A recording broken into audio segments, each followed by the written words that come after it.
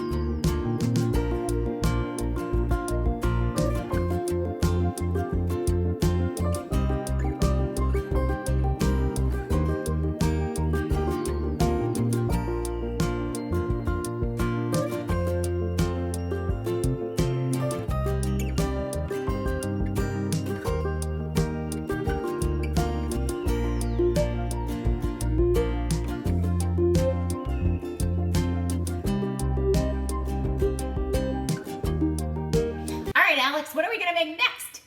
Carne empanadas. Okay, what's in those?